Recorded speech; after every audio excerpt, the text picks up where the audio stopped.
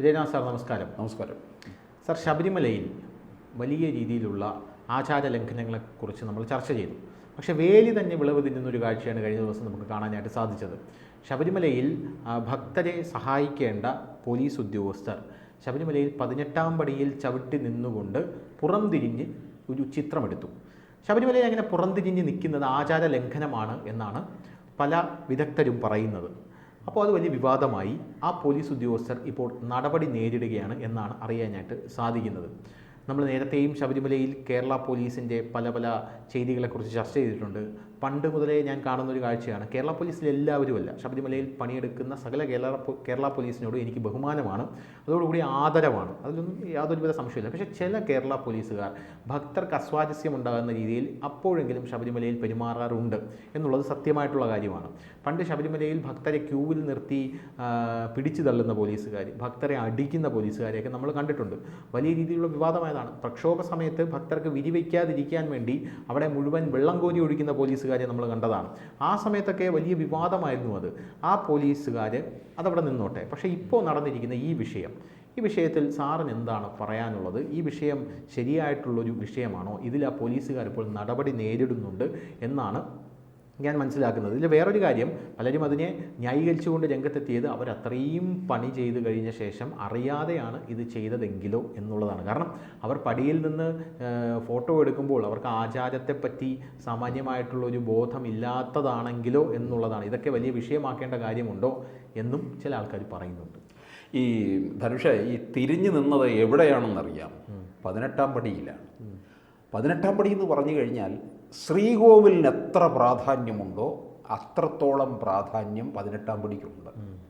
ശബരിമലയിൽ 3 കാര്യമാണ് ഏറ്റവും പ്രധാനം: 18-ാം പടി, കൊടിമരം, ശ്രീകോവിൽ. ഈ 18-ാം പടി എന്ന് പറഞ്ഞാൽ 18 മലകളെ പ്രതിനിധീകരിച്ചുള്ളതാണ്.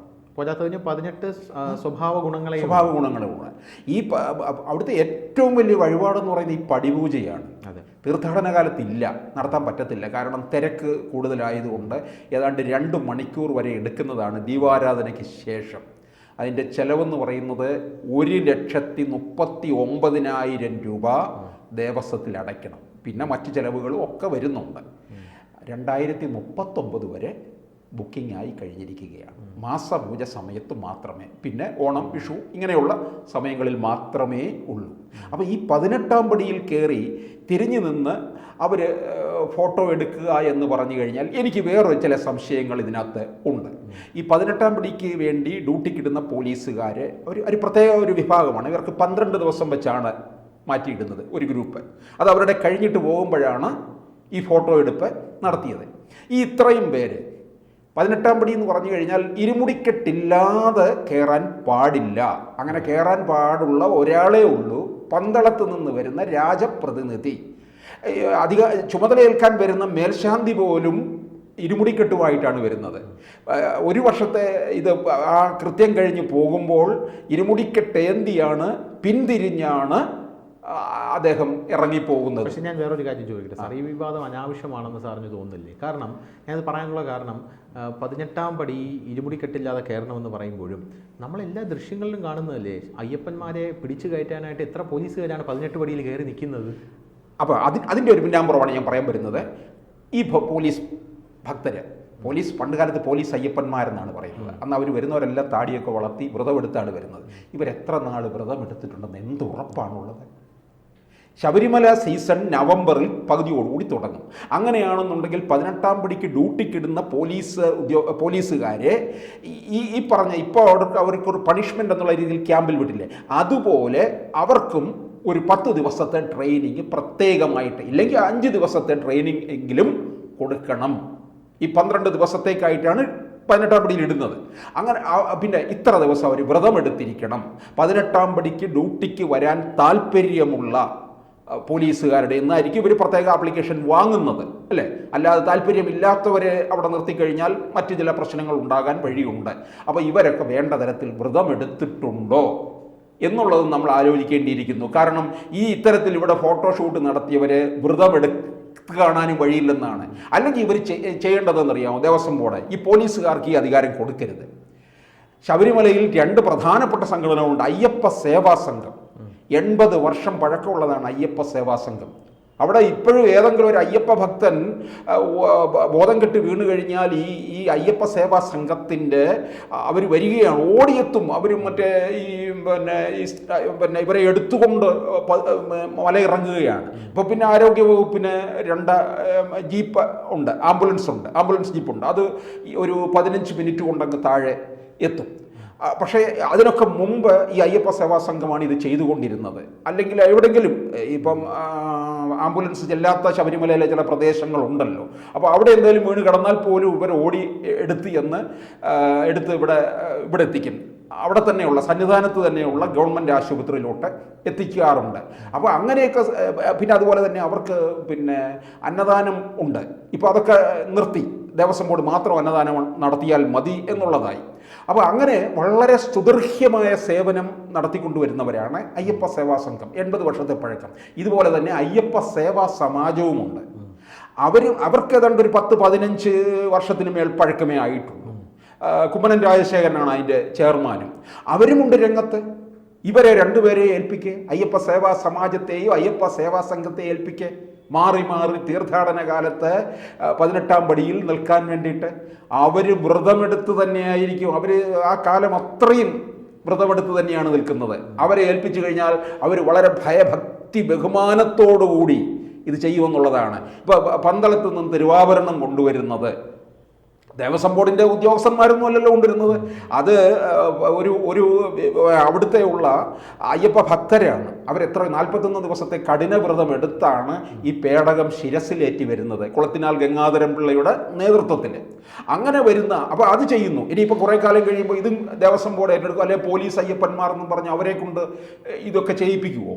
അങ്ങനെ വന്നു കഴിയുമ്പോഴായിരിക്കും പലതരത്തിലുള്ള ലംഘനവും ഉണ്ടാകുന്നത്. ഇവർക്ക് ഇതിൻ്റെ ഒരു പവിത്രത മനസ്സിലാക്കണമെന്നേ. കാരണം വരുന്ന അയ്യപ്പ ഭക്തർ വിളിക്കുന്നത് സത്യമായ പൊന്ന് 18-ാം പടിയെ എന്നാണ് വിളിക്കുന്നത്. അവിടെ പടിയിൽ ആരെങ്കിലും വേണം, കാരണം തീർത്ഥാടന കാലത്തായാലും എപ്പോഴായാലും. കാരണം അല്ലെന്നുണ്ടെങ്കിൽ ഓരോരുത്തർ പതുക്കെ കയറി വരുമ്പോൾ കൂടുതൽ കാലതാമസം ഉണ്ടാകും. പടിക്ക് വീതി കുറവാണ്. കാരണം ആഞ്ഞിങ്ങനെ കയറി പോകുമ്പോൾ കാല് ഉയർത്തിക്കഴിഞ്ഞാൽ പിന്നാലെ വരുന്ന ആളിൻ്റെ നെറ്റിയിലായിരിക്കും തട്ടുന്നത്. അതൊരു പ്രത്യേക രീതിയിൽ അത് കയറിയവർക്കറിയാം ഇതിൻ്റെ ഒരു. നമ്മൾ കാണുമ്പോൾ വിചാരിക്കും അത് സാധാരണ പടിയാണ്, പക്ഷെ അങ്ങനെയല്ല. പടിയിൽ നിന്നൊക്കെ വളരെ വ്യത്യസ്തമാണ്. 18 പടിയും കയറി മുകളിലെത്താൻ കുറച്ച് പാടുണ്ട്. അത് ഇവര് വളരെ ചെയ്യുന്ന ഡ്യൂട്ടി വളരെ കൃത്യമാണ്. ഇപ്പം വെളിയിൽ നിന്നൊക്കെ വരുന്നവർ നല്ല സൈസുള്ളവരെയൊക്കെ ഉയർത്തി വളരെ ഇതോടുകൂടി തന്നെ അങ്ങ് മുകളിലെത്തിക്കുകയും ചെയ്യുന്നുണ്ട്. അപ്പോൾ തീർത്ഥാടന കാലത്ത് അങ്ങനെ ഓരോ പടിയും തൊഴുത് വരാൻ അനുവദിക്കാൻ പറ്റത്തില്ല. കാരണം അതങ്ങനെയാണ്. കാരണം ഒരു മിനിറ്റിൽ ഇപ്പോൾ ഏതാണ്ട് ഒരു 70-75 പേരെ വരെയാണ് കയറ്റിക്കൊണ്ടിരിക്കുന്നത്. ഒരു മിനിറ്റിൽ ഒരു സമയത്ത് ഏതോ ഒരു IAS ഓഫീസറാണെന്ന് തോന്നുന്നു. അത് ചോദിച്ചവൻ എന്തായാലും വിവരം കെട്ടവനാണ്. 18-ാം പടിയുടെ വീതി കൂട്ടിയാൽ എന്താണ് കുഴപ്പം എന്ന് ചോദിച്ചവരാണ്.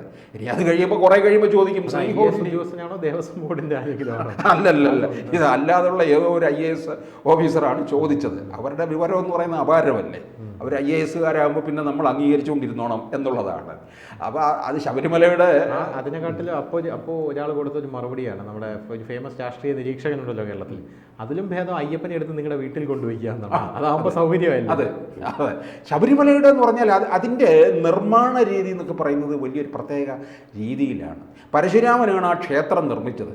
പരശുരാമൻ മാത്സിൻ്റെ അപാര കാലനായിരുന്നു എന്നുള്ള പറയുന്നത്. അതിൻ്റെ തത്വശാസ്ത്രവും ഒക്കെ. അതുകൊണ്ടാണ് ശബരിമല എത്ര വിവാദം ഉണ്ടായാൽ പോലും ആ വിവാദങ്ങളെയെല്ലാം അതിജീവിച്ച് പോയിട്ടുള്ളത്. പണ്ട് ഒരാൾ പറഞ്ഞില്ലേ, പരപ്പനങ്ങാടിയോ ഒരു ഒരാളുണ്ടല്ലോ, ദേവപ്രശ്നക്കാരൻ പറഞ്ഞു പണ്ടൊരു കർണാടകത്തിലെ ഒരു നടി വന്ന് ഈ ശ്രീകോവിലിനകത്ത് ഓടിച്ചാടി കയറിയതാണെന്നൊക്കെ. ആ സംബന്ധം പറയുന്നതിന് അതിരുണ്ടോ? അതൊക്കെ തെറ്റായ കാര്യമാണ്. അപ്പോൾ ഇപ്പം ഇത് പോലീസ് ഫോട്ടോഷൂട്ട് നടത്തിയ പോലീസുകാരിപ്പോൾ അവിടെ കണ്ണൂരിൽ വലിയ ട്രെയിനിങ് ഒക്കെ കൊടുക്കുകയാണ്. പോലീസിലേക്ക് പരിശീലനം ആദ്യം കയറുമ്പോൾ കിട്ടുന്ന പരിശീലനം പോലെയാണ്. അതൊക്കെ എത്ര നടത്തുന്നുണ്ടെന്ന് നമുക്കറിയത്തില്ല. ഇതൊക്കെ ഈ 18-ാം പടി ശബരിമല ഡ്യൂട്ടിക്ക് പോകുന്നവർക്ക് പ്രത്യേക പരിശീലനം ആദ്യമേ കൊടുക്കണം എന്നുള്ളതാണ്. ഇത് IG ശ്രീജിത്ത് ഇത് കാണുന്നുണ്ടെങ്കിൽ അത് ചെയ്യട്ടെ. IG ശ്രീജിത്ത് ഒരു പക്ഷേ ഈ ശബരിമലയുടെ കാര്യത്തിൽ കൂടുതൽ താല്പര്യമുള്ള ഒരു ഭക്തനാണ്.